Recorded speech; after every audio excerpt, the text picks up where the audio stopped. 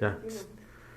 Buenas noches amigos de Termómetro Regional. ¿Cómo están ustedes? Qué bueno que están bien, qué bueno que la han pasado de maravilla y que están aquí con nosotros en esta noche, noche de transmisión de Termómetro Regional para toda la República y resto del mundo mundial. Agradecemos la atención que siempre ponen a estos temas por demás interesantes, de cuestiones que no son lo común, sino que son algún tipo de investigación o cuestiones que usted como ciudadano debe estar enterado para tomar las mejores decisiones en cuestiones que tienen que ver con el bienestar de usted y de su familia. Y en esta noche, noche de lunes, noche lluviosa acá en Tepic, Nayarit, vamos a hablar un poco de dos temas que son muy importantes. Si usted no ha visto el video que compartimos aquí en Termómetro Regional con respecto a un tema que realmente es algo lamentable, algo triste y que a veces no nos explicamos cómo es que hay gente que todavía sigue dudando acerca de las grandes acciones de corrupción que habían en los gobiernos anteriores. Cuando nosotros vemos, por ejemplo, a integrantes de Frena, a Gilberto Lozano, un hombre que fue gerente general de FEMSA, que son los dueños de Oxxo y Coca-Cola en el país. Cuando nosotros vemos que él tiene una lucha encarnizada en contra del presidente Andrés Manuel López Obrador, mucha gente en común nada más ve como la protesta, ¿no? Pero no van más allá. O sea, ¿qué es lo que lo motiva a él como un empresario, como un hombre de mucho dinero, a protestar en contra del gobierno? Y bueno, nosotros hemos llegado a la conclusión de que hoy en día están protestando contra el gobierno federal de Andrés Manuel López Obrador, aquellas personas que de alguna manera tienen algo que perder, algo que han ido perdiendo a través de estos 2 años y que por supuesto les está doliendo en su bolsillo, en lo económico. Y por eso vamos a hablar de dos temas muy importantes. Tiene que ver el primero con el impacto de la corrupción en México. Ahí, en Termómetro Regional, ustedes pueden encontrar el video de una entrevista que le hicieron al titular de la Unidad de Inteligencia Financiera, Santiago Nieto, el ángel de la justicia, el cual hace como un recuento de todo lo que tiene que ver con la corrupción que hubo en los sexenios tanto de Felipe Calderón como de Enrique Peña Nieto.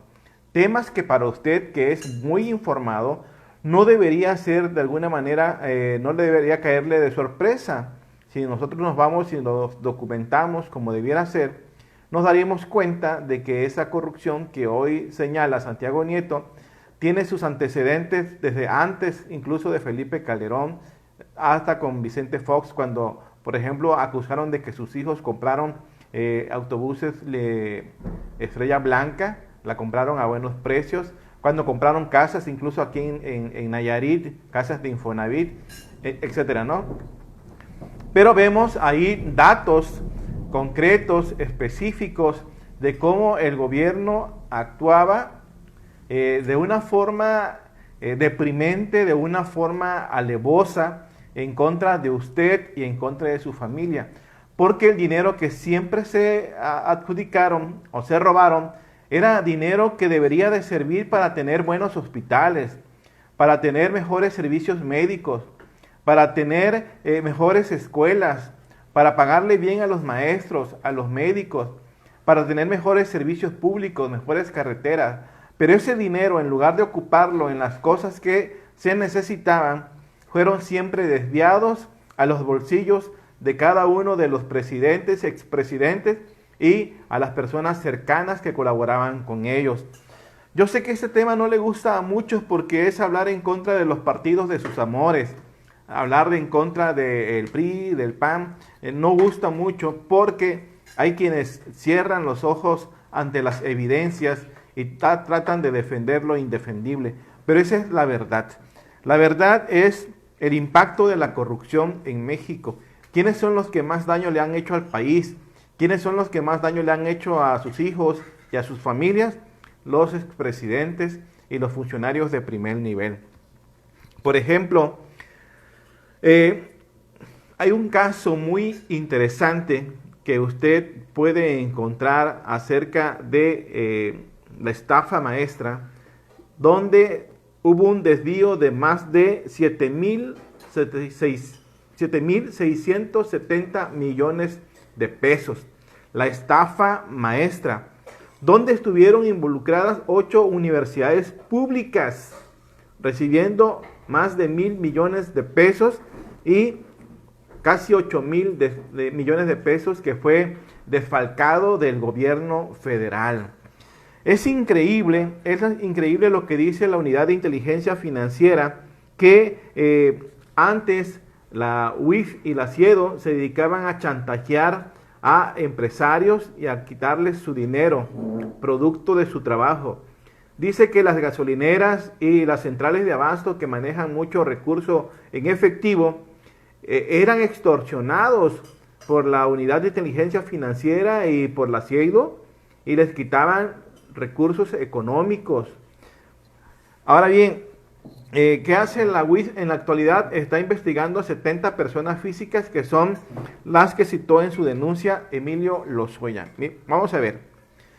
El gobierno más corrupto entre Enrique Peña Nieto y Felipe Calderón, ¿cuál cree que sea usted? A ver, usted, ¿cuál opina que es el más corrupto? Bueno, pues tiene usted razón, el de Enrique Peña Nieto. En el gobierno de Enrique Peña Nieto se dejaron de ingresar a las finanzas públicas 354.000 millones de pesos anuales. 354.000 pesos anuales. Se dejaron de ingresar a las arcas públicas porque se lo quedaban ellos. ¿Cómo? Porque el mismo gobierno, fíjese usted, el mismo gobierno creaba empresas fachadas y se compraban entre el gobierno y esas empresas fachadas, metían facturas falsas. Ese dinero que el gobierno les pagaba a esas empresas fachadas se iba al extranjero y ya luego del extranjero lo regresaban aquí a nuestro país para los políticos que usted ya conoce. 354.000 millones de pesos anuales era el desfalco que había por la gran corrupción que hubo en México durante el sexenio de Enrique Peña Nieto a través de, repito, empresas fachadas y facturas falsas. Además, por ejemplo, Pemex contrató obra con Odebrecht y por 3.000 millones de pesos. Odebrecht no hacía ninguna obra, simple y sencillamente metía las facturas, Pemex le pagaba y ya luego ese recurso económico aparecía en las cuentas de Emilio Lozoya, Enrique Peña Nieto y pues Luis Videgaray, las personas que estaban al lado. Es increíble la gran cantidad de dinero que esta gente robó y que todavía hay quienes lo defiendan de que no deben ser enjuiciados. Probablemente los hechos que cometieron Carlos Salinas de Gortari, Ernesto Zedillo, incluso Vicente Fox, puede ser que ya hayan vencido, que ya no puedan ser investigados, pero los de Felipe Calderón y Enrique Peña Nieto, claro que sí pueden ser investigados. Las universidades públicas, les comentaba al principio que 8 universidades públicas también participaron de la corrupción, que manejaban recursos económicos derivados de los fraudes que hacían el gobierno y también recibieron mochada. ¿Qué hacía una universidad? Por ejemplo, mandando millones de dólares fuera del país, 80 millones de pesos. Una universidad, 80 millones de pesos enviados a la cuenta de Emilio Lozoya.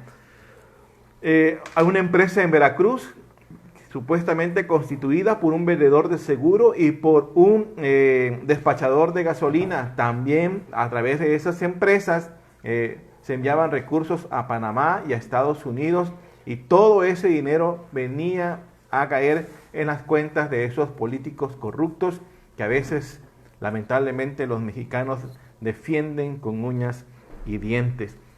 2 operaciones fraudulentas que se hicieron en los sexenios pasados, la Operación Zafiro y la estafa maestra. Por eso es que Rosario Robles sigue en la cárcel, porque ella no ha dicho quiénes participaron en ese desvío de más de 7.670 millones de pesos, casi 8.000 millones de pesos, que es la estafa maestra. La estela de luz de Felipe Calderón, ídolo de muchos que nos ven y que nos escuchan, la estela de luz tuvo un costo de 1.304 millones de pesos, que es una suavicrema grande, es la forma que tiene, pero que ese dinero no se justificó. La barda que hicieron con la refinería, que supuestamente iba a ser una refinería, miles de millones de pesos tirados a la basura. Y bueno, todavía hay gente que apoya a Gilberto Lozano para ir supuestamente a protestar por un gobierno nefasto como el de Andrés Manuel López Obrador, pero lo que no dicen es que se está haciendo un combate frontal a la corrupción y que al no tener esos ingresos que derivaban de la corrupción, bueno, parece ser que se le está acabando el agua al bule, y esos son como gritos desesperados para tratar de recuperar lo que han estado perdiendo. Creo que, como dicen, ¿verdad?, lo del agua al agua, y tanto dinero que se han robado, al parecer no les está alcanzando para poder sufragar los gastos que tienen. Increíble el impacto de la corrupción en nuestro país. Felipe Calderón también compite muy fuerte con la corrupción que hubo en el sexenio de Enrique Peña Nieto. Ahí está el caso de Genaro García Luna, detenido en Estados Unidos. Ellos crearon una empresa en 2005, su base de operaciones fue en Panamá, y bueno, de 2011 al 2018 tuvieron ingresos de 2.600 millones de pesos y 77 millones de dólares. Ese dinero era triangulado para países como Israel, Estonia, Curazao y Panamá. Antorcha Campesina. Antorcha Campesina también, como algo que apoyaba siempre al PRI, ¿sí? Esa Antorcha Campesina es un grupo radical que supuestamente apoya a los que menos tienen, y sin embargo también ellos manejaban recursos de procedencia inexplicable. Antorcha Campesina llegó a mandar dinero a la República Checa, triangular recursos a la República Checa. En el caso de Genaro García Luna, dicen que el dinero que ellos hacían con las transacciones pudo comprar una casa en Miami, y un sobrino de él pagaba al año 75 millones de pesos de su tarjeta de crédito, con la triangulación de recursos. Vicente Fox, ese expresidente que dice que no tiene dinero y que tiene que cantar las mañanitas para poder sobrevivir, y que cobra 5,000 pesos por cantarlas. He de decir que Santiago Nieto dice que tiene 14 empresas y que es un defraudador fiscal porque no paga impuestos. 14 empresas y fundaciones tiene Vicente Fox, y anda diciendo que es pobre. Ya se explica entonces usted por qué la manifestación de la derecha conservadora que quiere recuperar esos recursos que ya no les están llegando, ¿verdad? Quieren recuperar el poder, están siendo afectados por un gobierno que está combatiendo la corrupción, y esos son los miles de millones, no son 5 millones de pesos ni 10, son miles de millones de pesos que esa gente se agenció de una manera increíble, empresas que no pagaban impuestos, y ahí está Comisión Federal de Electricidad, Pemex, Sedatu, un sinnúmero de organismos del gobierno donde se hicieron negocios al amparo del poder y para beneficiar solamente a los amigos. Sedatu, por ejemplo, vendiendo terrenos cerca de la playa a sus amigos, y Nayarit, por supuesto, que sale ahí figurando como Enrique Peña Nieto le regaló terrenos ahí en Punta de Mita y en Corral del Risco a amigos de él por la corrupción que hubo en esos tiempos. Lamentable, realmente increíble todo lo que pasaba en los sexenios anteriores, y nosotros pues ahí ocupados viendo la telenovela de La Gaviota, viendo Televisa y todo lo que ellos nos querían mostrar nada más para ver, pero nunca nos dábamos cuenta de la corrupción galopante, increíble, que hicieron en contra de nosotros, lo que tiene a México sumido en la peor de las desgracias, con más de 60 millones de pobres, con un sistema de salud colapsado, que no hay suficientes médicos para atender a las personas, que no hay medicamentos, y que está realmente lamentable, está para llorar tanto el sistema de salud como el sistema educativo a nivel nacional, y no es por culpa de los maestros ni por culpa de los médicos, es por culpa del gobierno, de los gobiernos que tuvimos anteriormente. Contra eso es lo que protesta la gente que está ahorita queriendo llegar al Zócalo. Quieren recuperar esos privilegios que se les están quitando, y lamentablemente vemos que hay mucha gente que no está informada, que no está enterada, que sigue defendiendo a esos corruptos que tienen a 60 millones de mexicanos viviendo en la pobreza. Y bueno, y por último, vamos a hablar acerca de cómo también en los estados están pasando situaciones que son lamentables. Y es que cuando el gobierno federal llegó hace 2 años, se dijo que los recursos federales los iba a manejar directamente la federación. Así que en cada uno de los estados ve cuáles son las necesidades y directamente se manejan ellos los recursos, por lo cual esa lana, esos billetes ya no llegan a manos de los gobernadores. Entonces, ¿cuál fue la opción que le quedó a los gobernadores? Bueno, la opción de los gobernadores es quedarse como los dueños de los estados en los cuales gobiernan. Bueno, ya no tienen el recurso federal, ahora los gobernadores son como los virreyes de los estados, son los dueños, y pues han luchado para tener el control tanto del poder judicial local como del poder legislativo. Y eso pasa en todos los estados, y específicamente en los 10 estados que quieren salirse o se salieron de la CONAGO, que tienen un nuevo pacto federal, pues son gobernadores que quieren tener el control, y tienen el control tanto del poder judicial como del Congreso del estado. Por ejemplo, si Nayarit fuera un caso de esos, podríamos decirlo que también participa dentro de ese control, digamos, de los virreyes locales. ¿Por qué? Porque el gobernador es Antonio Echavarría García, el presidente del Congreso del Poder Legislativo es su primo, Leopoldo Domínguez, y el presidente del Tribunal Superior de Justicia es amigo del gobernador y también del presidente del Congreso. Podría decirse que hay un control férreo, que el que gobierna, el que controla el Poder Ejecutivo, controla tanto el Poder Legislativo como el Poder Judicial. Se han convertido en virreyes locales, teniendo el control de los otros 2 poderes. Y concluimos con esto. Todo se deriva o todo se resume en una sola posición: el poder económico. El poder económico. Eso es lo único con lo cual se resume todo lo que quieren controlar este tipo de personas. En Chihuahua, por ejemplo, ahí tenemos el problema también de la presa en Chihuahua, que es un tema económico. La mayoría de personas que están protestando son dueños de empresas agrícolas y pues tienen que proteger sus intereses, señores.